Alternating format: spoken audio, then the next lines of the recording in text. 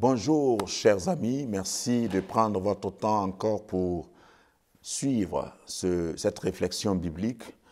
Nous voulons tirer cette réflexion de 1 Roi chapitre 17, versets 1 à 9, qui nous parle d'un récit, un récit de la vie du prophète Élie. Vous savez que le prophète Élie était un prophète hors pair, un prophète majeur dans la classification biblique, mais un prophète qui nous instruit beaucoup dans la marche avec Dieu, un prophète qui était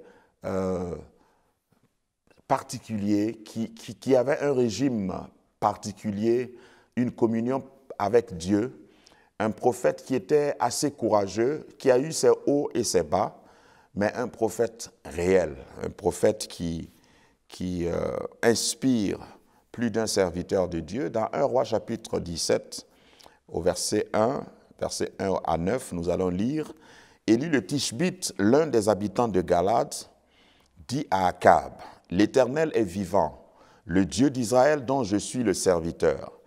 Il n'y aura ces années-ci ni rosée ni pluie, sinon à ma parole. » Et la parole de l'Éternel fut adressée à Élie en ces mots. « Pars d'ici, dirige-toi vers l'Orient et cache-toi près du torrent de Kérit qui est en face du Jourdain. Tu boiras de l'eau du torrent et j'ai ordonné au corbeau de te nourrir là. » Il partit et fit selon la parole de l'Éternel et il alla s'établir près du torrent de Kérit qui est en face du Jourdain. Les corbeaux lui apportaient du pain et de la viande le matin et du pain et de la viande le soir, et il buvait de l'eau du torrent. Mais au bout d'un certain temps, le torrent fut sec, car il n'était point tombé de pluie dans le pays. Alors la parole de l'Éternel lui fut adressée en ces mots. « Lève-toi, va à Sarepta, qui appartient à Sidon, et demeure là. Voici, j'y ai ordonné à une femme veuve de te nourrir. » Nous arrêtons ici la lecture. Ça, c'est un des récits les plus interlocuteurs, un récit qui est difficile à intégrer parce que je ne sais pas s'il y a un prophète qui m'écoute, un homme de Dieu qui m'écoute, un chrétien engagé, un disciple du Seigneur qui m'écoute, qui accepterait ou qui obéirait facilement à de telles instructions. D'abord, la mission d'Élie était assez atypique. Aller devant un roi et livrer un tel message, il faut le faire. Je ne sais pas s'il est entré par la porte et sorti par la fenêtre, mais quand tu entres dans le palais du roi et tu regardes le roi en face pour lui dire « Si ce n'est pas à ma parole, il n'y aura ni pluie ni rosée dans ton royaume. Amen, au revoir. » Quelle prophétie! Peut-être qu'il a dû dire ce qu'il a dit en reculant, et avant que les gardes ne sachent, il a fini de dire, mais simplement pour dire quel était le courage et la particularité du prophète Élie. Quelqu'un qui est capable de prophétiser de cette façon, normalement ne devrait pas souffrir, ne devrait pas manquer de nourriture. Mais il finit de faire un tel exploit et Dieu lui dit, « Ouais, tu as fini, bravo, maintenant ceux qui vont te nourrir, c'est des corbeaux. » Il faut le faire vraiment. Et je voudrais vous rappeler, pour la petite histoire, pour une parenthèse, que le corbeau fait partie des animaux impurs. Si vous repartez dans Lévitique, un juif, normalement, ne devrait pas être en contact avec un corbeau. Un corbeau, c'est un animal sale. Les corbeaux sont des animaux dont on dit des oiseaux de mauvais augure. Hein? Mais je voudrais titrer pour attirer ton attention sur le corbeau. Le corbeau, c'est un oiseau omnivore. Le corbeau mange tout, vraiment tout. Et je voudrais vous épargner des détails. Je voudrais m'inspirant de cette expérience, fortifier la foi de quelqu'un, d'un serviteur de Dieu, d'une servante de Dieu, qui a obéi à la voix de Dieu, qui a prophétisé, qui a dit, qui a donné le message que Dieu a dit de donner à sa génération ou à quelqu'un, mais qui pour cela vit dans la privation. Je voudrais t'annoncer que Dieu peut se servir même des corbeaux pour te nourrir. Et j'ai titré cette réflexion « Le corbeau ne mangera pas ton gâteau ». Le corbeau ne mangera pas ton gâteau. Il y a un gâteau que Dieu a préparé. Je ne crois pas du tout que c'est les corbeaux qui ont préparé ce gâteau. C'est un gâteau qui est préparé dans la boulangerie du ciel, donc ça devait sentir bon, ça devait être bien, nourrissant. Et Dieu envoie le corbeau. Dieu va envoyer ton ennemi.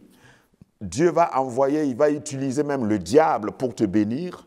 Et je mesure mes mots parce que quand Dieu approuve les voies d'un homme, il dispose favorablement ses ennemis pour lui, pour le bénir. Un grand auteur a dit que le diable, c'est le diable de Dieu. N'aie pas peur, parce que si Dieu te bénit, le diable ne peut pas te maudire. Si Dieu veut que tu sois béni, même ce que le diable fait sera pour ta bénédiction. Toute chose concourt au bien de ceux qui aiment Dieu. C'est ce que je voudrais dire. Le corbeau ne mangera pas ton gâteau. Revenons à Élie. Voici un homme de Dieu qui obéit à Dieu à la lettre, qui n'a pas peur du ridicule, qui n'a pas peur de la menace, qui n'a pas peur de la hauteur. Il va vers Akab, qui était un roi méchant, marié à une sorcière, parce que Jézabel, la femme d'Akab, est vue symboliquement et dans la typologie biblique comme l'ancêtre, j'allais dire, des sorciers et des sorcières. Elle égorgeait les hommes de Dieu, elle n'avait pas pitié, elle ne respectait pas Dieu, elle était impie au vrai sens du mot, et Akab était le sponsor de cette sorcière. Akab finançait la sorcellerie de Jézabel. Entrer dans le palais d'un tel roi et donner une telle prophétie, il fallait être vraiment sûr que Dieu t'a envoyé. Donc Élie doit notre respect. Il mérite, je veux dire, notre respect. Et je respecte cet homme qui est entré, il a dit sa prophétie et puis il est sorti.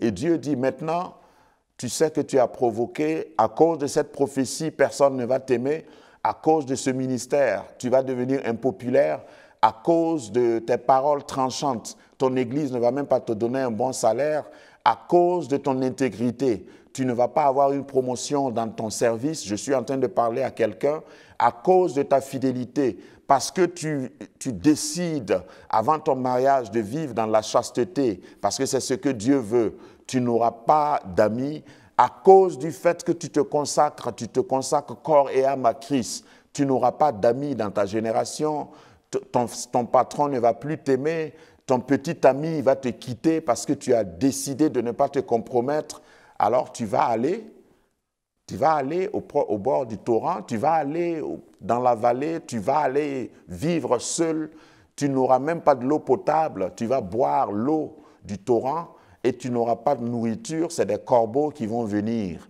Qui vous a dit que vivre pieusement n'a pas de prix? Qui vous a dit que quand on veut servir pieusement le Seigneur, on va être acclamé par tout le monde? Je voudrais encourager quelqu'un. Continue de servir fidèlement le Seigneur. Continue d'obéir à sa voix. Si tu es homme de Dieu, continue de prêcher le message qui vient de Dieu. Continue de dire la vérité à ceux que tu rencontres, avec amour bien sûr, mais avec droiture. Continue de consacrer ton corps. Continue d'éduquer tes enfants selon la parole de Dieu. C'est vrai, on ne va pas t'aimer, tu ne seras pas populaire, tu ne seras pas acclamé par tout le monde, des portes vont se fermer devant toi, le roi ne va plus t'accueillir, tu n'auras pas des avantages, mais je voudrais simplement te dire que tu as un précurseur, tu as un prédécesseur qui s'appelle Élie. Et s'il faut, lorsque les hommes vont démissionner, les hommes vont refuser de t'aider, même lorsque ton église va décider de ne plus te donner un bon salaire, même lorsque ton entreprise ne va plus te faire des cadeaux, même lorsque, à cause de ta fidélité, tu vas voir que tu vas être expulsé de là où tu es, je voudrais te dire que Dieu a toujours des corbeaux aujourd'hui. Des corbeaux que tout le monde fuit, des corbeaux qui sont rejetés par tout le monde, mais que Dieu va ordonner. Il dit, il ordonnera à des corbeaux. Il va ordonner à des corbeaux qui sont des animaux peut-être de mauvais augure, des gens qui sont le symbole du mal. Même Dieu va les ordonner, donner l'ordre du moins de venir te servir. Et pas avec n'importe quoi, du pain et de la viande.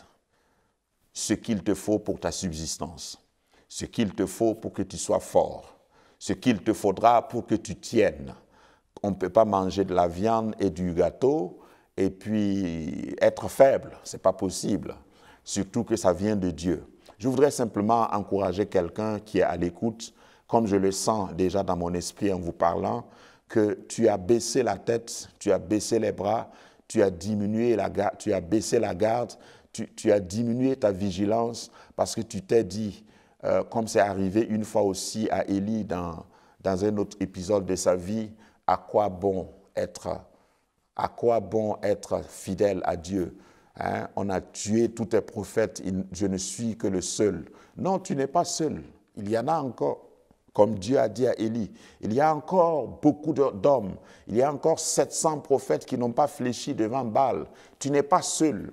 Je suis là pour te dire de prendre courage, de te lever et de continuer la marche. Parce que Dieu, là où tu es, peut-être tu te sens oublié ou tu penses que personne ne connaît ton adresse. Dieu enverra des corbeaux et dans leur bec, il y a une ration, une portion pour toi, pour ce qu'il te faut. Ils vont venir et ils vont te servir. Tu vas manger à ta faim, tu ne mourras pas de faim. Et lorsque le torrent t'arrivera, Dieu va t'affecter ailleurs. Marche dans la droiture. Veille sur ta vie. Veille sur le message que Dieu te donne. Veille sur l'appel que Dieu t'a donné. Ne copie pas quelqu'un. Ne te conforme pas au siècle présent. Sois toujours fidèle. Donne toujours le message que Dieu te donne de dire. Ne change pas ton message dimanche prochain. Je le sens comme je le dis. Si Dieu t'a donné un message qui n'est pas accueilli, qui n'est pas moderne, un message qui semble périmé, un message qui ressemble à un message trop direct, trop radical, parce que je sais que de nos jours, ce qu'on aime comme message, les messages les plus acclamés, ce n'est pas les messages qui parlent du salaire du péché, c'est la mort. Ça, c'est un peu vieillot. Il y a des gens qui, quand ils se rassemblent, ils veulent que le pasteur il soit gentil, ils disent « le Seigneur va vous bénir ». Dans 3 jours, tu auras ta Mercedes. Dans 5 jours, tu vas finir de payer ta dette. J'ai vu que le Seigneur a envoyé un ange vers toi. Mais voyez-vous, la Bible n'est pas remplie seulement de ça. Il y a des messages, il y a quelqu'un dans ton église qui a besoin d'être repris. Et il faut le faire avec amour. Il ne faut pas le faire dans un esprit de jugement, mais il faut le faire avec droiture. Il faut prêcher l'évangile. Prêche la parole, dira Paul, en toute occasion favorable ou non. Donne le message que Dieu t'a dit de donner. C'est ce que Élie a fait. Ça lui a coûté ce que ça devait lui coûter. Il était obligé d'être isolé. Et aujourd'hui, il y a des hommes de Dieu, des serviteurs de Dieu qui sont au milieu d'autres serviteurs de Dieu, mais qui se sentent seuls à cause du caractère de leur appel, à cause de la teneur de leur message, à cause du contenu de leur message. Mais il ne faut pas changer de message, cher ami. Il ne faut pas changer de façon de vivre. Dans ton école, dans ton collège, dans ton amphi, sur ton campus, peut-être tu es isolé parce que on trouve que tu es un chrétien un peu vieillot, un peu radical. Tu ne veux pas le compromis. Tu refuses ce que tout le monde accepte. Tu deviens seul.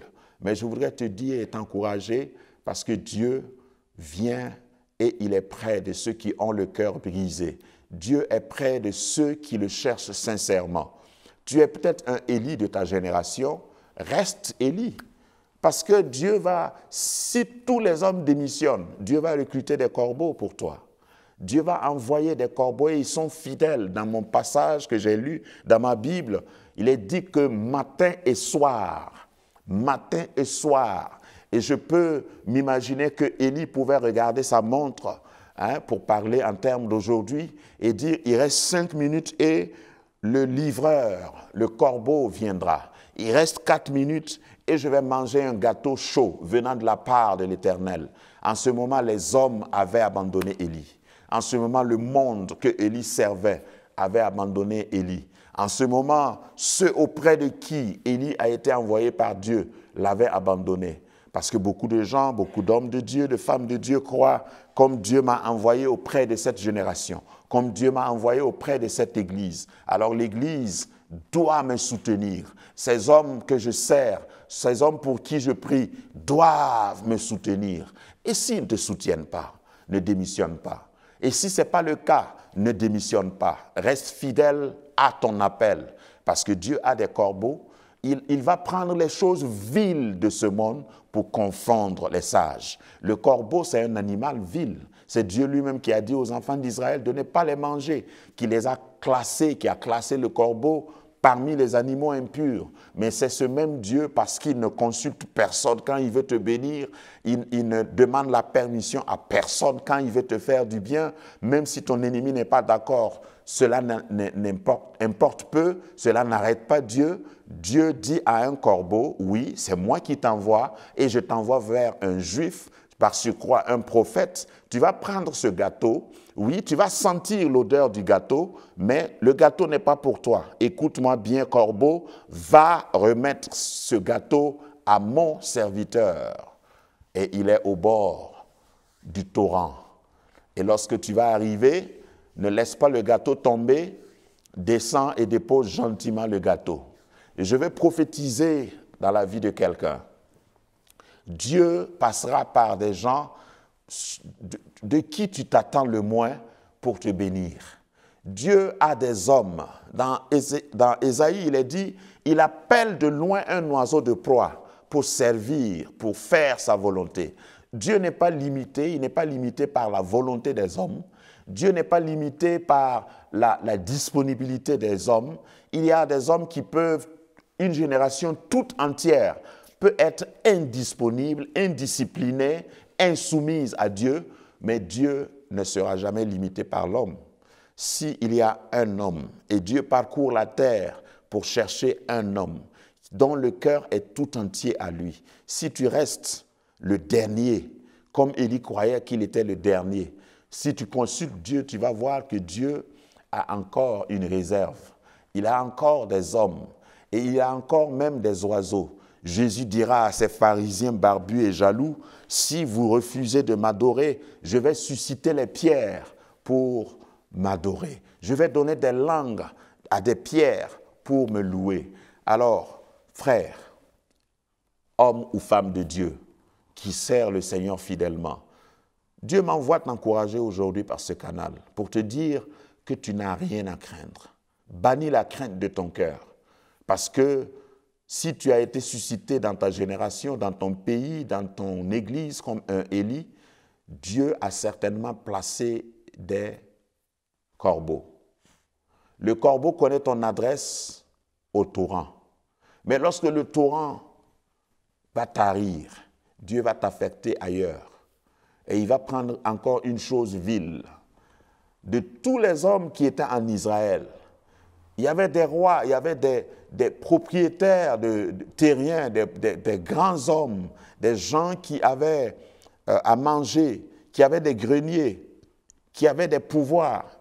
Mais Dieu choisit, après le corbeau, une veuve, à Sarepta, pour nourrir son serviteur. Je voudrais simplement te dire que, puisque tu sers le Seigneur de tout ton cœur, tu ne mourras pas de faim. Tu ne mourras pas de faim. Tu ne manqueras de rien. Tes enfants ne vont pas vivre dans la souffrance. La dette que tu dois, tu vas payer cette dette. Dieu va s'occuper de toi. Reste fidèle au Seigneur. C'est le clou de mon message. Reste fidèle au Seigneur. Reste fidèle à ton appel. Reste fidèle à ton mode, ta consécration, à ton style que tu as choisi. Tu as choisi d'honorer le Seigneur avec ton corps, jeune fille. Tu as choisi d'honorer le Seigneur et de vivre dans la pureté, pureté morale et spirituelle. N'abdique pas, ne laisse pas, ne cède pas à ce que les gens vont dire, à ce que tes colères, à ce que tes compagnons vont te dire, te disant que non, tu es vieillot, tu es périmé, tu es démodé, c'est pas comme ça maintenant, on vit la vie chrétienne. Dieu n'a pas changé et ses méthodes n'ont pas changé non plus. Vis ta vie chrétienne. Marche avec Dieu dans la fidélité. Parce que quand les hommes vont tous se liguer, tous se concerter pour dire nous n'allons plus l'aider, nous allons l'envoyer en brousse, nous allons l'affecter ailleurs, nous allons le punir, eh bien je t'annonce qu'il y a un Dieu qui est maître des corbeaux et les corbeaux sont soumis à Dieu. Et Dieu va t'envoyer un corbeau pour te nourrir. Lorsque le torrent tarira, il va t'envoyer à Sarepta parce qu'il va parler. Et Dieu, c'est très intéressant que dans tous les deux cas, nous voyons que Dieu a parlé au corbeau et il a parlé à la veuve de Sarepta. Dieu, quand Dieu te parle, il faut savoir qu'il peut parler aussi à la solution pour que la solution s'apprête pour te rencontrer. Ma prière ce matin, ma prière ce jour est que Dieu dispose tous les corbeaux qui doivent te rencontrer au moment où les hommes t'abandonnent. Je ne peux pas terminer sans interpeller quelqu'un qui doit jouer aussi le rôle du corbeau. Si tu es un homme, si tu es une femme, que Dieu a suscité comme un corbeau, je ne dis pas que tu es un corbeau, mais tu dois jouer le rôle du corbeau. Parce qu'il y a des hommes qui sont encore obéissants et Dieu soit béni, qui s'occupent des hommes de Dieu. Lorsque un homme de Dieu est abandonné, lorsque tout le monde dit non, ne lui donne pas à manger et que Dieu met sur ton cœur d'aller à son secours, de lui donner ce qu'il faut pour le ministère auquel je l'ai appelé, alors lève-toi. Parce que le récit dit si bien, il y a eu des corbeaux, il y a aussi eu une veuve. Peut-être que tu es la veuve, tu n'es pas le corbeau. Peut-être que tu es la personne seule. Veuve ici veut dire que c'est une personne seule. Ce n'est pas une association, ce n'est pas un club, ce n'est pas une grande église, ce n'est pas une association, une organisation philanthropique. Ce n'est pas tu es seule, tu es veuve. Mais si Dieu te donne instruction d'aller au secours d'un homme de Dieu, d'une femme de Dieu, d'aider un jeune homme qui cherche à vivre sa foi, d'aller au secours d'une jeune fille qui est abandonnée ou qui est persécutée à cause de l'évangile, à cause de sa foi, ouvre tes portes pour cette personne-là. Ouvre ton cœur pour cette personne-là. Ouvre ton trésor pour cette personne. Parce que certainement, Dieu te bénira. J'imagine que ce corbeau pouvait se targuer parmi les autres corbeaux en disant « Tu sais, maintenant je collabore avec Dieu. Maintenant je suis serviteur de Dieu. Vous croyez que moi je suis un corbeau ordinaire? Non! Dieu m'a utilisé pour nourrir un serviteur de Dieu. Waouh! Que le Seigneur te permette dans ta vie d'être celui qu'il va utiliser dans une situation de crise pour bénir quelqu'un qui obéit à la voix de Dieu. Et si tu es un Élie, plaise à Dieu qu'il te donne le courage d'Élie, qu'il te donne la force d'Élie, la foi d'Élie, pour que tu résistes à toutes les tentations, à toutes les résistances de ta génération. Que le roi n'ait pas raison sur toi. Au nom puissant de Jésus, Amen.